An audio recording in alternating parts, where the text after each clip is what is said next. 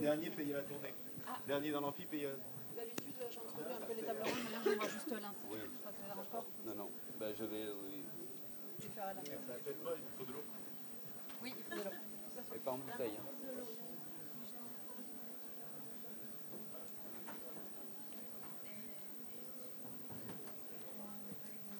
Donc je vais.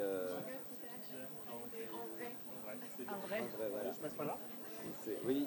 Moi, je suis Chloé du 17e. Ah voilà. Et vous êtes. Content quand même d'échanger tout à l'heure. Oui, tout à l'heure, Par ça les m'intéressait. machines, mais au moins, je pourrais quand même vous expliquer tout ça. Virginie, Mais aujourd'hui, on est tous là. Véronique m'a promis de revenir, de me ramener une autre fois pour me le remontrer. Non, mais avec, quand vous voulez. Quand vous voulez. Si Là, ça n'a pas été jusque-là, possible, bah, en effectivement. Oui. Parce C'est qu'on avait C'est essayé. pas grave, l'équipe j'irai est pas à la là, mer, il fait pas beau non plus. Donc ça. Non, mais une autre fois avec plaisir. Bon, on va reprendre sur la dernière table ronde de la matinée. Donc, je vais donner la parole à Patrick Bourg, qui est directeur des opérations de ISM. Thank you, Valentina. I think that given the fact that we're running over time,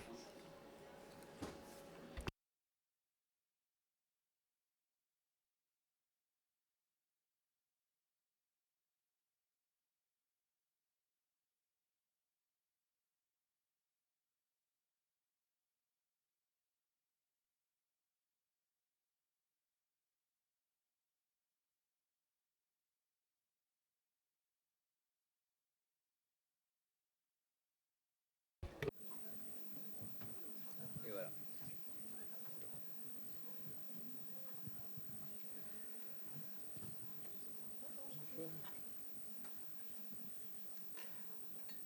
Donc on va laisser les dernières personnes. well, let's start back to work then. My name is Patrick Bourg, and the challenge of this roundtable is to present and to exchange and to have a cross perspective. Maureen Poirier is with us remotely. Good morning, Maureen. So the roundtable is everybody's here for the roundtable. And we're going to be talking about the digital passport, the product a digital passport, which is a regulation which will be implemented in 2027, and it is the 20 ans de réglementation qui se sont mises en place progressivement jusqu'à l'aboutissement du passeport numérique produit. Et l'enjeu est de voir comment les entreprises doivent faire face aujourd'hui dans un contexte qui est difficile, à la fois à ces exigences réglementaires qui se complexifient et qui se structurent de plus en plus finement, on va dire. D'un côté, la transition écologique, et on a vu tous les enjeux ce matin avec les différentes interventions, et la viabilité économique des entreprises dans un contexte qui est aujourd'hui difficile, et l'actualité depuis quelques années maintenant le souligne régulièrement. Donc je vous propose en effet de partager un regard croisé entre différents acteurs. Et on a voulu, dans cette table ronde, avoir une vision très plurielle et très pluridisciplinaire dans l'introduction. Alors, comme il y a trois dames, je vais poser la question en premier à Johan. Et après une rapide présentation donc, de l'Alliance du commerce et de votre rôle, quel regard portez-vous sur l'implication des entreprises que vous représentez pour aller vers une mode soutenable alors même qu'elles sont dans un contexte difficile? Bonjour, merci beaucoup pour votre invitation. Le début de la matinée était très, très intéressante, donc je suis très heureux d'être parmi vous. Donc moi, je suis Yoann Petiot, je m'occupe de l'Alliance du commerce qui réunit les grands magasins et les enseignes françaises et internationales de mode implantées en France qui vont de l'entrée de gamme jusqu'au premium. Pour citer quelques noms français, on va de Kiabi à Sandro, Mage, Claude Di en passant par Célio, Promode, Jules, le groupe Eram que je vois ici, Petit Bateau aussi que j'ai vu pas mal sur les slides. Voilà, et on a une activité à la fois de représentation de ces acteurs économiques et d'accompagnement dans la transformation et notamment en transformation RSE qui est à l'œuvre depuis maintenant plusieurs années. Alors depuis quand cette prise de conscience a émergé? Alors moi je suis arrivé à l'Alliance fin 2017 Et je trouvais que ces sujets commençaient juste de manière collective. Alors il y avait toujours des acteurs qui étaient précurseurs, mais c'est vrai qu'encore en 2016-2017, on était beaucoup sur la transformation digitale voilà, de notre commerce, qui avait beaucoup de retard sur le canal online. Donc on était très focus sur la transformation digitale. Et je trouve que la vraie transformation, le vrai commencement de la prise de conscience s'est fait un peu avant la crise Covid. On va dire 2018-2019, les entreprises ont commencé à avoir cette conscience-là. Et puis après, ça a accéléré, explosé avec d'abord la crise Covid, durant laquelle on s'est dit tout peut s'arrêter. Les chaînes de production mondiale peuvent s'arrêter, les chaînes de logistique peuvent s'arrêter, les consommateurs peuvent arrêter d'acheter si on ferme nos magasins. Donc il y a eu quand même toutes ces interrogations-là qui se sont posées pour les entreprises. Et puis en tant que consommateur, on a vu aussi, on a peut-être pris plus d'importance à prendre soin de nous et par là même de la planète. Donc c'est vrai que ça a beaucoup augmenté.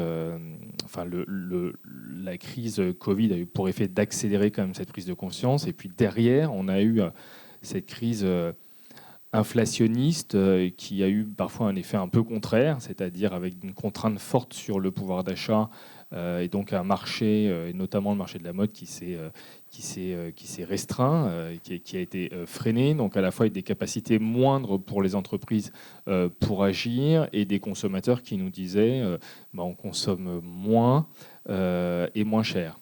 Donc voilà, mais quand même depuis 2018-2019, je trouve que l'émergence de la prise de conscience est là, et aujourd'hui, il n'y a plus aucun dirigeant qui vous dira qu'il n'a pas conscience d'essayer de se transformer, ou sinon c'est qu'il ne sera plus là d'ici 5 ans ou 10 ans. Donc aujourd'hui, la prise de conscience, elle est là. Mais ça ne suffit pas. Il faut aussi que les entreprises se structurent pour agir. C'est vrai qu'il y a même 7 ans, les équipes RSE, elles n'étaient pas toujours là, elles n'étaient pas toujours bien complètes, il n'y avait pas forcément de budget derrière associé. Aujourd'hui, quand même, toutes les entreprises se sont structurées pour. Donc j'ai envie de dire, la prise de conscience, elle est là. Après, c'est comment, dans quel espace-temps, on remet la nécessité de se transformer. Et c'est vrai qu'aujourd'hui, on sent une pression à la fois des pouvoirs publics à travers les lois qui ont été nombreuses au niveau français et international ces dernières années, la loi AGEC, la loi climat et résilience, enfin on en a eu plusieurs, toute la stratégie textile au niveau européen. Donc on a cette pression-là à agir vite, et en même temps dans un contexte économique a presque pour effet de saisie en fait, un peu terrifiante, parce qu'on se dit oulala, toutes ces obligations arrivent parfois d'un seul coup sans vraiment hiérarchiser les priorités, sans avoir une échelle de temps véritablement qui nous permette de nous dire ok, comment on s'organise collectivement pour cette transformation-là.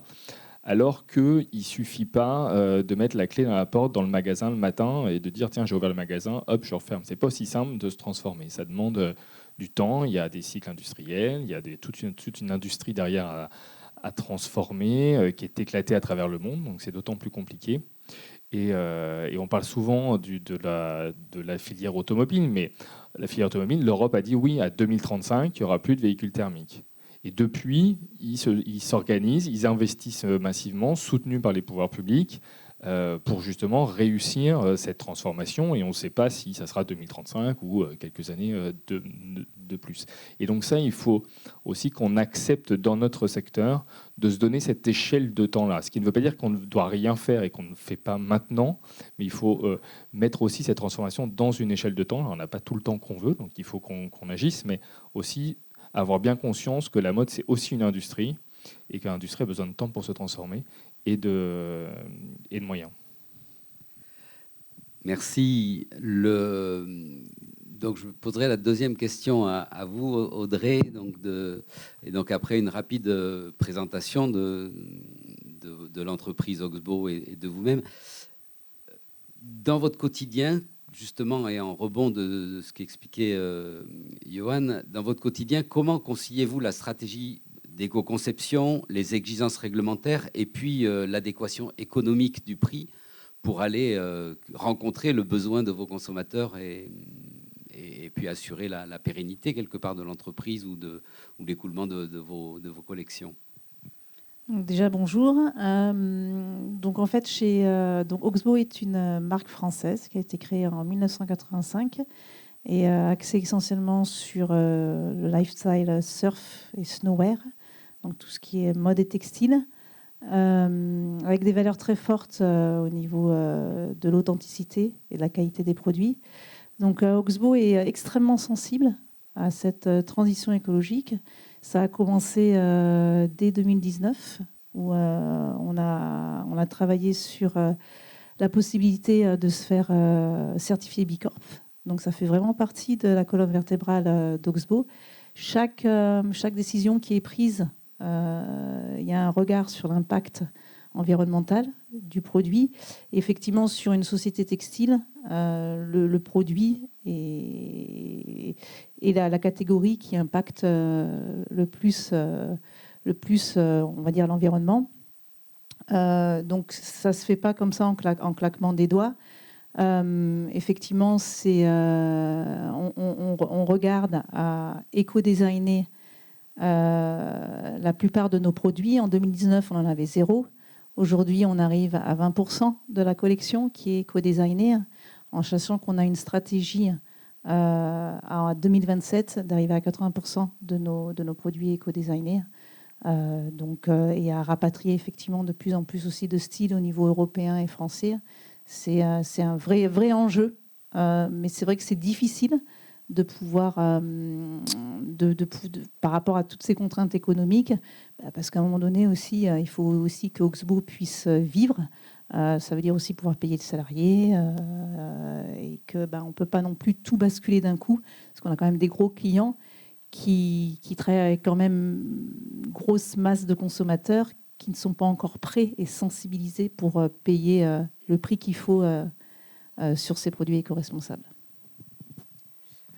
Merci.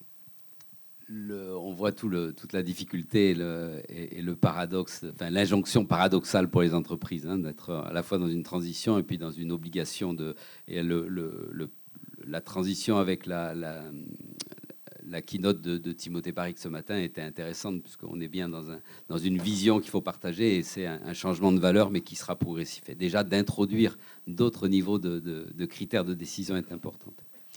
Je poserai la question suivante à toi, Panchika, après une rapide présentation, comme tout le monde, comme chacun de ton rôle et de l'entreprise où tu travailles.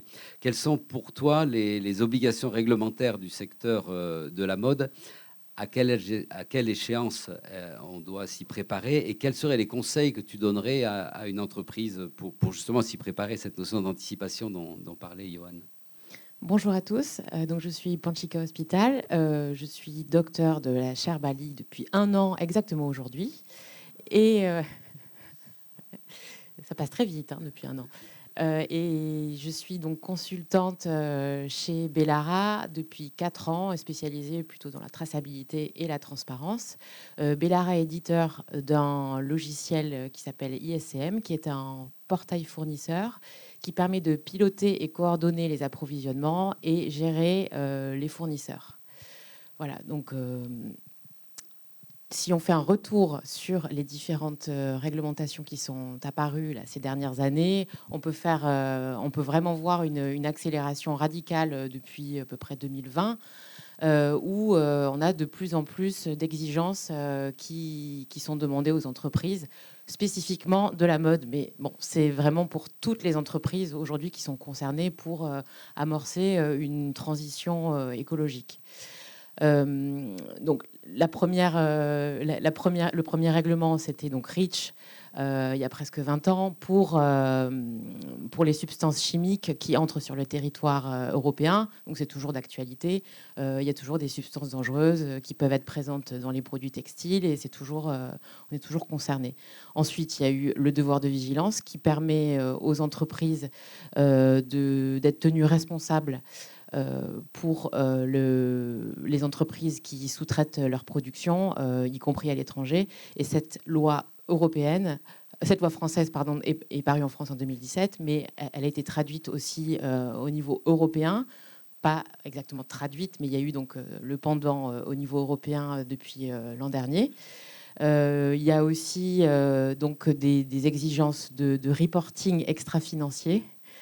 Donc ça, c'est particulièrement complexe, qui était donc autrefois nommé DPEF en France et qui depuis s'appelle la CSRD au niveau européen, qui vraiment demande davantage d'exigences et de transformation des entreprises pour y répondre. Et on voit globalement un changement où on passe d'avoir davantage d'exigences au niveau des entreprises à préciser cette demande au niveau des produits.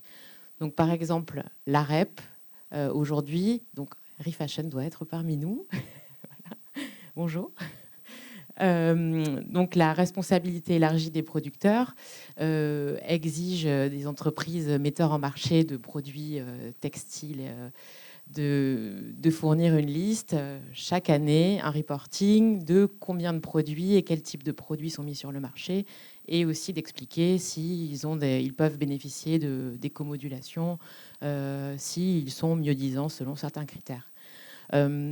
Aussi, pour descendre à un niveau produit, on va avoir l'affichage environnemental, qui est dans les expérimentations depuis plusieurs années, mais qui devrait entrer en application d'une manière plus généralisée ces prochaines années, peut-être 2026.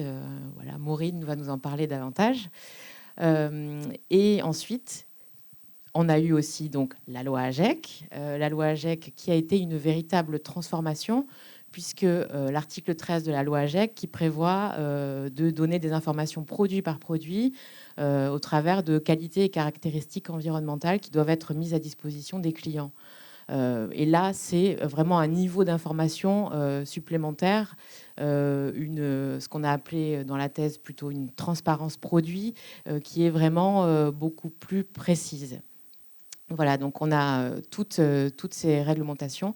Et on va vers de plus en plus précis, vers le passeport numérique des produits, qui a été donc initié par l'Europe au travers du Green Deal et qui devrait être mis en application en 2027. Aujourd'hui, on ne sait pas exactement le contenu produit par secteur, mais le textile fait partie des secteurs prioritaires. Tout comme l'électronique, les batteries, le bâtiment. Et donc, il devrait y avoir des décrets qui vont vraiment détailler les exigences et aussi les modalités techniques de ce passeport numérique des produits, qui est un dispositif qui sera central pour améliorer la durabilité et la circularité du secteur. Si je peux donner un conseil, voilà.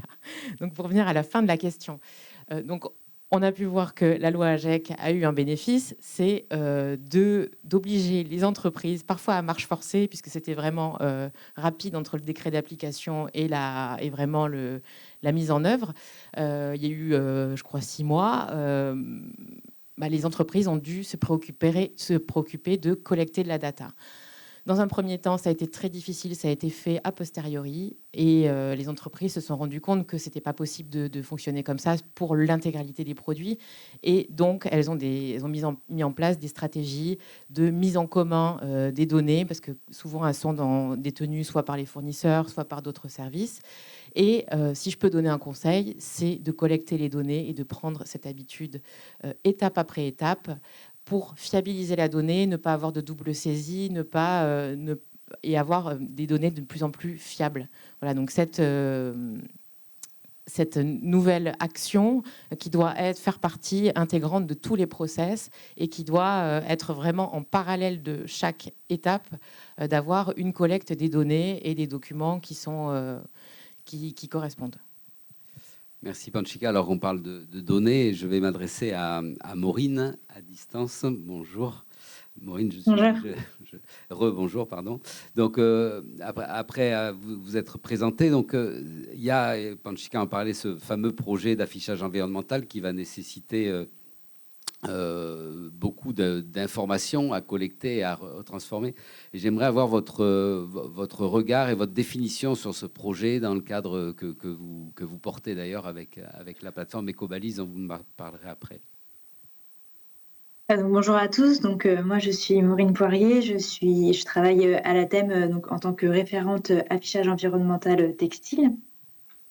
Donc, pour remettre peut-être un peu de contexte, c'est vrai qu'on a parlé de Ecobalise. Donc, déjà, Ecobalise, ça va être un outil qui a été développé par l'ADEME et le ministère de la Transition écologique, qui a pour but de montrer la méthode d'affichage environnemental et qui permet également à tous les metteurs en marché et toutes les entreprises de calculer son coût environnemental donc dans le cadre de l'affichage. Alors du coup, qu'est-ce que l'affichage environnemental? Aujourd'hui, il va se présenter sous la forme d'un score numérique, donc avec pour unité les points d'impact, et qui va représenter donc, les différents impacts d'un produit textile. Et donc, dans l'idée, c'est avec une approche cycle de vie, donc on va retrouver les matières premières, les étapes de transformation, l'ennoblissement, etc. Donc l'idée, c'est d'avoir un score qui agrège donc, les différents impacts, qui peut être le climat, les ressources, la biodiversité. Et ça va aider donc, en fait, le consommateur à faire son choix et il va pouvoir donc, comparer plusieurs produits et prendre celui qui est le moins impactant. Et ça va permettre également aux fabricants de les aider dans une production qui va être plus respectueuse de l'environnement, car ça va être un outil d'éco-conception et ça va permettre d'avoir une nouvelle référence et un nouvel appui pour la fabrication des produits. Donc aujourd'hui, les informations qui sont à collecter dans le cadre réglementaire, ils vont reprendre aujourd'hui toutes les étapes réglementaires qui sont déjà appliquées. Donc ça va concerner par exemple le cycle de vie. Donc on va retrouver les matières premières qui sont déjà affichées donc sur les produits avec la composition. Ça va être également lié à la traçabilité, donc où sont confectionnés les différents vêtements. Ça va être également des informations qui vont être plus générales avec le nombre de références vendues, le modèle d'affaires, etc. Ça va permettre de calculer un indice de durabilité et ça va être, en fait, tous ces critères vont permettre d'éviter le greenwashing et ça va être aussi dans la continuité de la loi anti-fast fashion. Et alors, selon vous, c'est un outil, et vous l'avez dit, qui est à la fois pour les consommateurs, mais c'est quoi l'importance pour les entreprises de s'emparer de cet outil, aussi pour des besoins internes dans le prolongement de ce que disaient les intervenants précédents? Déjà, l'affichage, c'est déjà une attente des consommateurs. Donc, c'est vrai que si les entreprises commencent déjà à calculer et à montrer ce score, ça va permettre de se rapprocher du client et de pouvoir montrer plus de transparence. On l'a vu aujourd'hui, les clients et les consommateurs veulent plus de transparence sur leurs biens de consommation. On l'a vu notamment lors de la Convention citoyenne du climat, où l'une des propositions était l'affichage environnemental. Ça va également les permettre de les aider dans leur éco-conception. Ça va les aider à produire vertueusement. Effectivement, aujourd'hui, ils vont pouvoir calculer un premier score et essayer d'améliorer ce score. C'est d'ailleurs ce qu'on soutient avec l'appel à projet Texabi.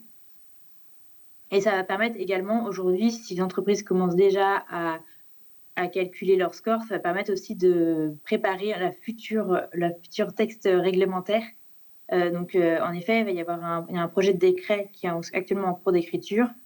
On n'a pas la date aujourd'hui quand il sortira, mais on a un espoir qu'il soit publié et notifié à la Commission européenne avant fin 2024. Et donc, en fait, la France, aujourd'hui, elle est pionnière, mais dans l'idée, c'est aussi de préparer au cadre européen qui devrait arriver donc, en 2025. Et donc là, il y aura une présentation de la méthodologie PEF. Et aujourd'hui, c'est aider les entreprises à mieux concevoir et à les préparer donc, à la future réglementation. Merci. Donc, c'est un outil aussi pour anticiper les évolutions à venir. Donc, on le voit, on constate qu'il y a une vraie démarche qui est engagée. À la fois, tous les acteurs sont sensibilisés, conscientisés, que ce soit le consommateur, mais toutes les entreprises ont fait leur part. Au niveau des pouvoirs publics, il y a des outils qui sont mis en place. Le défi principal aujourd'hui va être la mise à l'échelle quelque part de toute cette démarche de pouvoir généraliser. C'est ce que vous disiez avec un plan avec des objectifs qui sont fixés. Là, on retrouve ce que disait aussi Timothée Paris ce matin, en disant il faut qu'il y ait des objectifs qui soient fixés et on va évaluer la démarche par rapport donc à ce plan que chacun va se fixer. Mais l'État, et ce que vous disiez aussi, de donner des perspectives et donner un calendrier permet d'organiser. Donc ça, c'est important. Et cette mise à l'échelle, elle va être essentielle puisque les réglementations vont demander d'aller au plus proche et d'une manière de plus en plus précise, unitairement sur chaque produit. Donc le passeport numérique produit, semble être donc le passage obligé. Et la question que j'ai envie de poser dans cette deuxième partie de table ronde, là, c'est comment transformer cette obligation en levier de transformation pour l'entreprise et pour changer à la fois le mode de gouvernance et puis pour optimiser la performance économique. Alors, performance économique, Timothy disait que ce n'était pas un bon terme, mais pour moi, c'est quand même un terme important parce qu'on est dans une étape de transition. Et on ne peut pas, et c'est important que les scientifiques fassent des recherches, j'étais passionné par ce qu'il a dit sur ce qu'il doit avoir, mais nous, on a une réalité économique de faire vivre nos entreprises, de les faire évoluer, de les faire basculer dans un nouveau modèle. Donc en quoi, aujourd'hui, cette réglementation qui va aboutir et qui est planifiée pour un horizon à 3 ans, 2027, en quoi ce passeport peut être un levier pour accélérer la transformation? Alors, je vous reposerai la première question. Johan, pendant nos échanges préparatoires, vous avez dit que ce qui était sous-jacent à toute cette transformation, c'était la donnée, la maîtrise de la donnée, à la fois pour évaluer et pour travailler. Qu'entendez-vous par là exactement? Oui, alors peut-être avant de répondre à votre question, quelques éléments d'échange sur ce que j'ai entendu. Alors, on a dit que c'était dur et qu'il y a beaucoup de travail à faire, mais il faut peut-être donner aussi de l'espoir. Moi, c'est vrai que je trouve que depuis 5 ans, on n'a jamais autant entendu parler dans les entreprises de RSE, de stratégie RSE, de seconde main, d'innovation, de tests sur la location, sur l'abonnement, d'éco-conception. Et ça, on n'en entendait pas parler il y a 5 ans. Donc le travail, il est déjà énorme, engagé et important. Alors on nous dit peut-être que ça va pas assez vite, mais j'aime bien, il y a un exemple qui n'est pas dans notre secteur, mais qui est dans le meuble, chez Ikea. Je ne sais pas si vous connaissez 2 pubs qu'ils ont fait. Ils avaient fait une pub en 2002 où on voit une petite fille qui a une vieille lampe de chevet dont elle ne se sert pas et elle sort de chez elle, elle le pose sur le trottoir. Et elle en achète une autre qu'elle allume, elle est très contente et on voit quelqu'un arriver en criant à un monsieur d'une quarantaine d'années qui dit « Ouais, si ça vous plaît plus, achetez-en une nouvelle, c'est chouette ». Et voilà, c'était en 2002. Et en 2018, d'ailleurs, ces publicités, vous les retrouverez assez facilement sur Internet, elles sont très bien faites avec un grand talent, parce que comme c'est faire Ikea. Et en 2018, ils ont repris exactement la même pub, même personnage, avec une petite fille qui passe dans la rue, qui récupère cette vieille lampe et qui va l'installer sur sa lampe de chevet, qui lui donne une seconde vie. Et le même monsieur qui a plus 40 ans, qui en a plutôt 80 ans, qui dit bravo, maintenant c'est la seconde main et tout et tout. Et donc en fait, je trouve que ça illustre bien que c'est-à-dire que la pub de 2022, aujourd'hui, elle serait inimaginable. On ne pourrait pas la faire. Donc le chemin parcouru entre 2002 et 2018, on va dire 20 ans, il est énorme.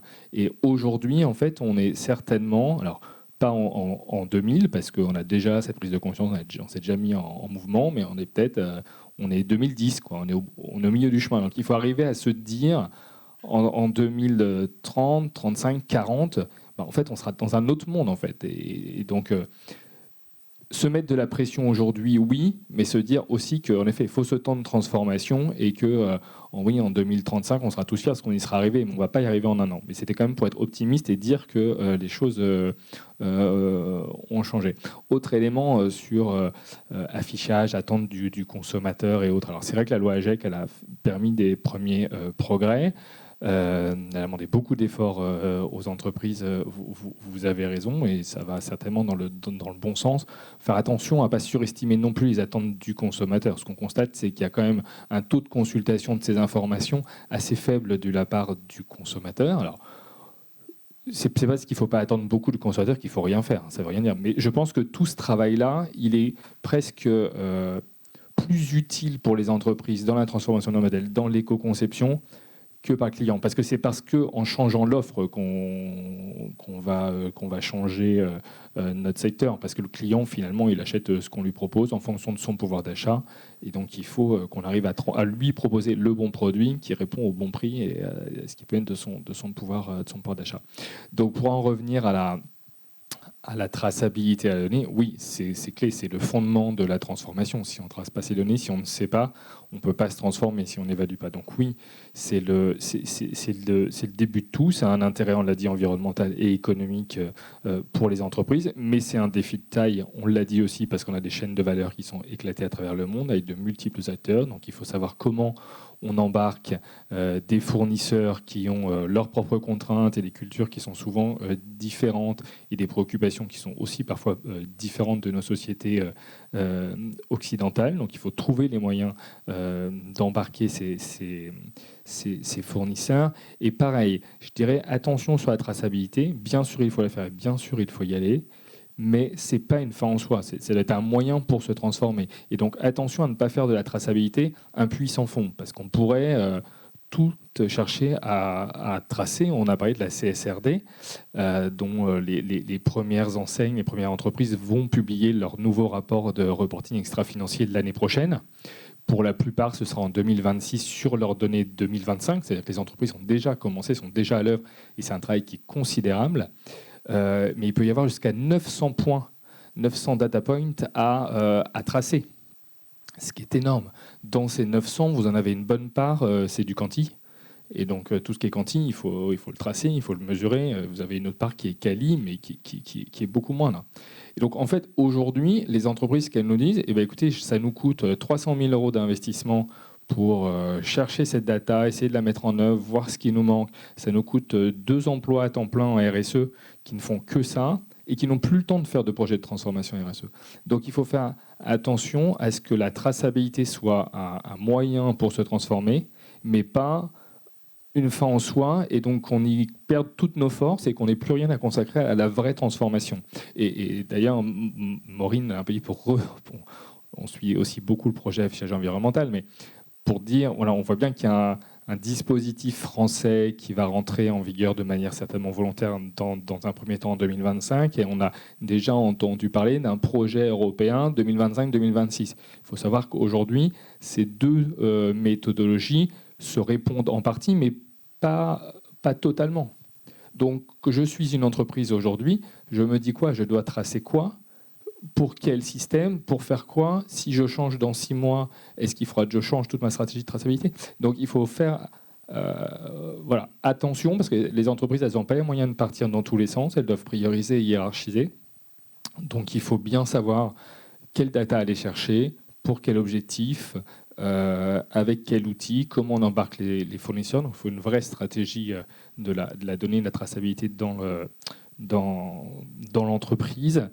Et puis certainement, donc ça c'est très propre à chaque entreprise, certainement au niveau collectif aussi qu'on s'interroge sur un certain nombre de standardisation pour que tout le monde soit sûr que quand on parle d'une data, elle soit comparable d'une entreprise à l'autre. Et c'est vrai que le DPP, le passeport produit qui va être à l'œuvre d'ici 2026, va certainement accélérer un peu cet effet de standardisation. Toutes les organisations professionnelles de la mode aujourd'hui travaillent un peu à standardiser justement ces données qui pourraient être dans le passeport produit, à se demander qu'est-ce qu'on a besoin, qu'est-ce qui serait utile, comment on les appelle pour que tout le monde ait les mêmes appellations.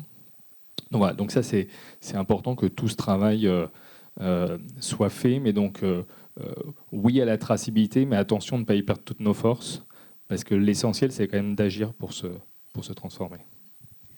Merci, et c'est vrai que alors je partage complètement. La traçabilité n'est pas une fin en soi, et ça doit être un outil. C'est bien ça doit être un outil de transformation. Et en effet, alors après la collecte de la donnée et l'indicateur, on peut espérer que quel que soit l'indicateur, la donnée source dont il faut pour calculer, que ce soit dans le cadre du PEF ou de l'ADEME, la donnée source soit la même et que ce soit les règles d'agrégation ou de calcul des indicateurs qui divergent. Mais en tous les cas, il va falloir collecter cette donnée. Et vous avez dit tout à l'heure, l'enjeu, ça va être d'embarquer les fournisseurs. Et donc, je m'adresse à vous, Chloé. Aujourd'hui, par rapport à votre objectif de 3-4 ans qui est ambitieux, par rapport à la manière dont vous développez vos produits, quelles sont les contraintes ou comment embarquez-vous vos fournisseurs ou quelles sont les choses que vous demandez, les choses nouvelles que vous demandez à vos fournisseurs dans ce contexte-là et pour vous accompagner? Alors, en tout cas, moi, ce que j'ai vu depuis ces dernières années, entre effectivement ces différentes réglementations qu'on a eues entre le REACH, une vingtaine d'années, la loi LAGEC, maintenant la loi climat et résilience, la supply chain, ils sont très sensibilisés au fait qu'effectivement, on puisse leur demander des données et de plus en plus précises. Donc, en fait, ils s'y sont préparés. Donc, ce n'est pas quelque chose qui les surprend. Après, ce qui est effectivement plus complexe, c'est comment organiser cette collecte de données, qu'elle ne soit pas trop lourde et pour l'entreprise qui les demande et pour la supply chain ou les fournisseurs qui eux aussi sont tenus et ont des métiers où ils doivent aussi produire et ils n'ont pas non plus que ça à faire à nous donner des données. Donc en fait, c'est évoluer et avoir cette finesse de pouvoir effectivement demander des données dont on a besoin pour rentrer dans la réglementation, mais pas que, parce que effectivement c'est un outil et on a besoin de cette collecte de données, nous aussi, pour avancer demain et pour pouvoir produire des bilans carbone ou autres et s'assurer qu'on est vraiment sur notre stratégie et sur la trajectoire en tout cas qu'Oxbow s'est donnée. Donc, c'est effectivement quand on a une réglementation et ne le prenez pas mal, qui est un petit peu en sable mouvant, où on ne sait pas trop où aller. On est plutôt, comme le disait justement Johan, on est plutôt plus en attente et observation et en veille réglementaire, même si effectivement on continue à avancer de notre côté et avant d'appuyer sur le bouton et dire ça y est, là on est sûr, c'est ce qu'il nous faut. Et les données que vous collectez, est-ce qu'elles vous permettent d'avoir une réflexion d'amélioration continue? Est-ce que vous tirez des enseignements de l'analyse de ces données, quand bien même elles sont partielles aujourd'hui, mais est-ce qu'elles sont source d'enseignement pour vous? Bien sûr, parce qu'après, ce n'est pas que des chiffres. Donc, ces données, après, elles sont analysées et elles nous permettent d'avoir des pourcentages et comment dire, et un recul sur ce qui peut être amélioré ou pas. Très bien. Hier, on avait un atelier à la Charbali. On a différents ateliers. On avait un atelier collaboratif avec plusieurs acteurs que j'ai vus ce matin, là, qui était intéressant justement sur ces notions de passeport numérique produit. Et dans ta thèse, Panchika, tu proposes un métamodèle de données, donc pour concevoir un passeport numérique produit qui serait un peu universel pour pouvoir traduire différentes réponses réglementaires ou de labellisation. Et on l'a vu, le passeport numérique produit, ça peut être vu comme une contrainte, une lourdeur. Enfin, vous l'avez vu, de faire de l'art pour l'art, de pouvoir tracer d'une manière infinie des données. Ça peut être très lourd et très chronophage, contre-productif aussi par rapport à la performance économique des entreprises. Et Panchika, la question que j'ai envie de poser, c'est comment faire pour qu'une entreprise voient le passeport numérique produit comme un atout, comme un outil d'amélioration de leur performance économique. Je le répète en mettant un accent dessus, c'est quand même important. Alors, on peut dire déjà que le passeport numérique produit n'est pas seulement un outil d'information consommateur, parce que quand on en parle, globalement, on a l'impression que c'est uniquement des informations qui seraient en plus de celles présentes sur les étiquettes des produits. Le passeport numérique produit, c'est vraiment un référentiel commun de données qui va permettre d'utiliser ces données pour beaucoup d'acteurs qui sont aujourd'hui vraiment à différents endroits de la planète et qui ont du mal à se connecter, et aussi, juste au sein des entreprises, aux différents services, de pouvoir parler un langage commun. Donc, si on peut dire aujourd'hui, le passeport numérique des produits, c'est vraiment un projet transverse au sein des entreprises et au sein des chaînes d'approvisionnement des produits, notamment pour le textile.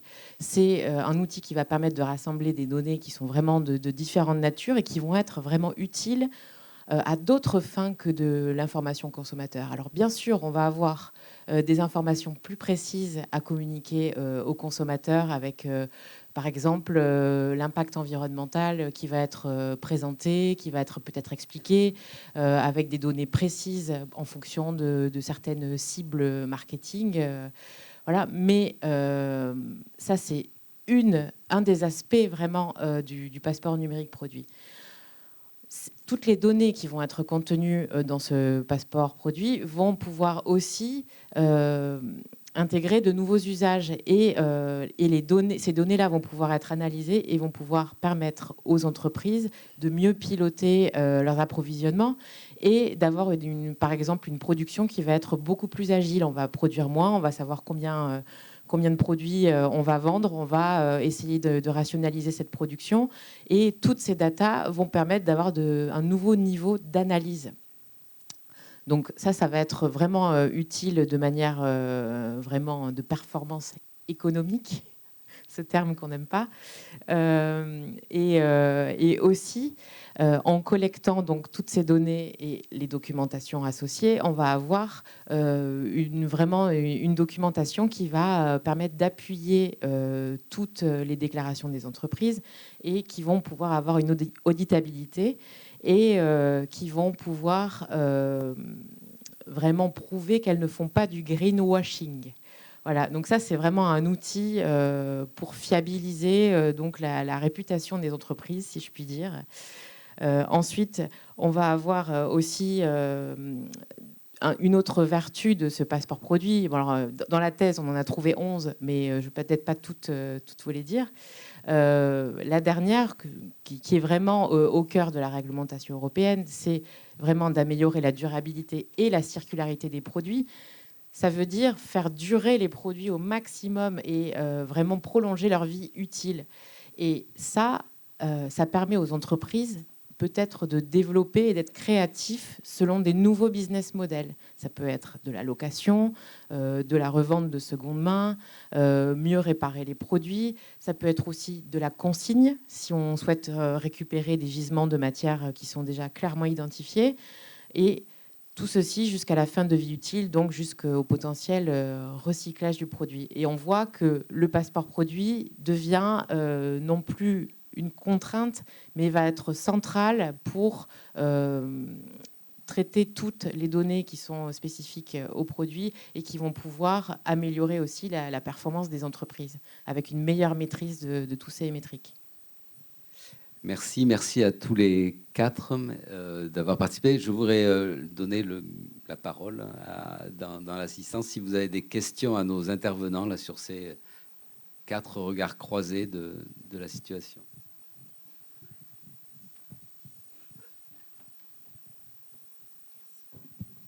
Merci à tous pour vos échanges. J'ai une question pour Audrey et Panchika. Selon vous, quelles sont les données prioritaires à regarder dans le gap analysis entre la récolte de données et comment les traduire pour le rapport CSRD? Parce qu'il y a des petites subtilités qui sont difficiles à analyser pour les marques.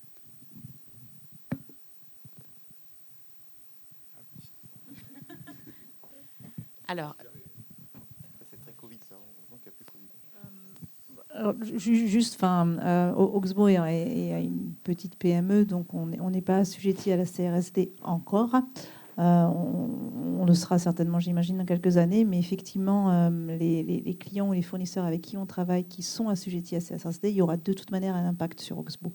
Donc effectivement, on aura de toute manière un impact sur une certaine collecte de données que je ne connais pas encore à ce jour. Alors, je ne suis pas spécialiste de la CSRD, donc je ne vais pas pouvoir entrer dans le détail des 900 points. Cependant, moi, pour ce qui concerne vraiment les produits, si on se base sur les prochaines lois d'affichage environnemental, ça va être vraiment d'avoir un détail des matières, des composants, de connaître l'origine de chaque composant, de chaque matière, et de pouvoir avoir des idées quantitatives de tous les produits, déjà dans un premier temps. Donc le poids de chaque produit, combien sont produits par catégorie, ce genre de choses.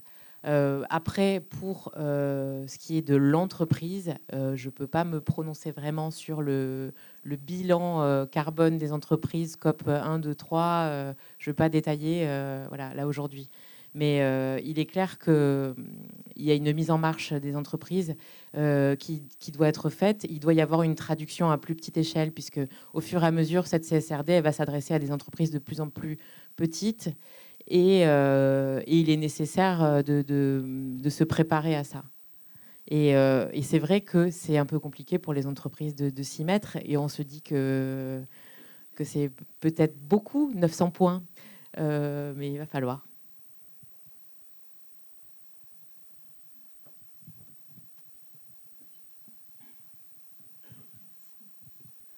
Bonjour. Moi, j'avais une question pour Johan Petiot. Quand on sait, enfin, vous expliquiez juste avant qu'effectivement, il n'y avait jamais eu autant de mesures aussi rapidement, dans un laps de temps donc très rapide. Est-ce que pour vous, de ce que vous pouvez donc déduire avec les entreprises avec lesquelles vous travaillez, est-ce que ce sont les mesures restrictives qui ont plus d'impact sur justement la prise de conscience des entreprises, ou alors justement la prise de connaissance des enjeux de façon générale qui ont un impact plus gros dessus? Alors, je ne sais pas si ça répond totalement à votre question, mais de toute façon, la culture européenne est une culture de réglementation par rapport à une culture américaine qui est une culture d'encouragement à l'innovation et d'encouragement à l'investissement et d'incitation à l'investissement. Donc, j'allais dire, au-delà même de notre secteur, on a plutôt une culture de faire avancer en fixant des normes et puis après en laissant faire les acteurs économiques en espérant qu'ils y arrivent. À l'inverse de se dire, on va d'abord les aider à faire et puis après, on réglementera. Donc, forcément, de par cette culture-là normative, les entreprises, elles avancent aujourd'hui beaucoup plus parce qu'on met une norme. Mais c'est un peu malheureux parce qu'en fait, souvent, la norme est pensée pas forcément toujours en association avec les entreprises. Donc, elle n'est pas forcément toujours en adéquation avec ce qu'elles peuvent faire à court ou moyen terme et la réalité de ce qu'il y a besoin de faire aussi, même si le dialogue quand même entre instances publiques et acteurs privés s'améliore. Donc, tout ne tombe pas du ciel, mais voilà, donc oui, la norme, mais on devrait quand même appuyer un peu plus sur la jambe encouragement à la transformation, incitation à la transformation. Et c'est vrai que dans notre secteur, on est peut-être, je prenais l'exemple de la filière automobile, voilà, quand les gens se sont dit en 2035, il n'y aura plus de thermique, il faut qu'on aille vraiment vers l'électrique, et c'est des moyens considérables qui sont mis pour faire venir des usines en France, pour investir dans la recherche. Malheureusement, nous, on n'est pas encore là. On n'a que les injonctions, mais on n'a pas la prise de conscience des investissements nécessaires pour y arriver. Et donc aujourd'hui, ça repose un peu sur les entreprises et leur capacité à faire, qui, dans un cycle économique qui n'est pas simple, devient encore plus compliqué.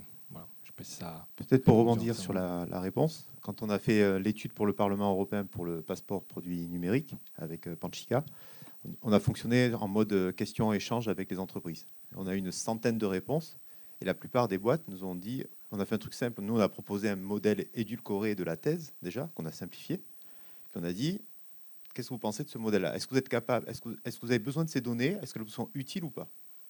Et deuxième question, est-ce que vous êtes capable ou pas de la collecter? Un truc simple et efficace, on a fait des codes couleurs, et c'est pour ça que les parlementaires ils ont trouvé ça sympa. Et juste, mais moi au début je me suis dit, on a interrogé tout le monde, des collecteurs trieurs, des recycleurs qui nous disent nous ça nous intéresse à voir la composition, les techniques d'assemblage parce que ça nous aidera à mieux orienter. Et on s'est dit peut-être que les marques ce serait celles qui nous diraient là-dessus ok, mais en fait finalement c'est elles qui ont proposé de dire oui ça c'est utile. Et en fait il y avait un gros accord, à part sur la question des coûts quand même. Où là, on a dit, les coûts, quand même, ce serait peut-être bien de ne pas les mettre, même si on parlait de coûts de revente. Est-ce que ça peut être utile pour une marque de savoir quel est l'Argus un peu de vos... voilà, c'est des choses comme ça. Mais voilà, sur ces trucs comme ça, à part sur 2-3 points, la plupart des boîtes, elles étaient assez raccord pour le publier. Par contre, et c'est là que je propose, profite de la venue du DG de l'Alliance de commerce, c'est que nous, quand même, une grosse recommandation quand même qu'on a donnée, c'est qu'à la fois, il faut des incitations pour accompagner un peu tous les acteurs, et notamment les PME, parce que pour certaines, ça va être plus difficile. C'est pour pour ça qu'on a proposé un truc en trois phases. Et la deuxième recommandation, c'est OK pour le passeport produit numérique, mais par contre, c'est pas que pour l'Europe, c'est pour tout le monde. C'est-à-dire que quand on rentre à l'Europe, on a tous notre passeport. Quand on va aux États-Unis, on monte notre passeport. Quand on va en Chine, on monte notre passeport. Donc ça veut dire qu'au Parlement européen et à tout le monde de faire du lobbying pour dire attendez, ce passeport, il s'applique à tout le monde, pas juste nous entre Européens. C'est ce qu'on a fait en France avec la loi AGEC. On est allé beaucoup plus vite, mais il faut que ce soit des règles équitables pour tous. Et je pense que les boîtes sont contentes quand il y a des règles équitables pour tous. Je ne sais pas si ça compte. Oui, mais ça, j'imagine pas que les produits importés soient pas soumis au passeport produit. C'est ce qu'on. Ça sera. Enfin là, ça serait on l'a marqué noir sur blanc. Une distorsion de concurrence que j'imagine même pas qu'on sera là. Et heureusement d'ailleurs, il faut que tous les produits, quels qu'ils soient bien sûr soumis au passeport produit. Et je dis pas qu'il n'est pas utile. Hein. Je pense qu'il sera utile même à la seconde vie des produits. Ce que vous disiez justement, qui est l'Argus de mon prix de vente en seconde main, c'est une information hyper utile pour ceux qui veulent faire de la seconde main ou ailleurs. Donc, je ne dis pas qu'il est inutile, je dis juste qu'il faut faire attention à pas s'épuiser dans une traçabilité sans fond, sans un objectif précis et autre. Mais le passeport produit, il aura peut-être encore plus d'utilité pour les marques, comme vous disiez, que pour le consommateur, d'ailleurs, final, qui, quand même, au moment de l'acte d'achat, a un temps consacré à la recherche de l'information et à l'analyse de l'information qui est quand même relativement réduit. Ouais, est-ce qu'on a le temps encore Dernière question rapide, avec une réponse rapide. Après, on ne va pas les forcer non plus. Donc, le mot de la fin de Patrick, la punchline. Merci à tous, merci beaucoup pour votre participation. Maureen à distance, Johan, Audrey, Panchika. Donc voilà, la démarche est lancée. Je pense qu'il y a une adhésion collective, il y a une grande marche à franchir pour cette mise à l'échelle et qui va être rendue nécessaire par la réglementation. Mais il faut en faire un axe de progrès pour les entreprises. C'est le mot de la fin que j'ai envie de vous livrer. Merci à toutes et à tous.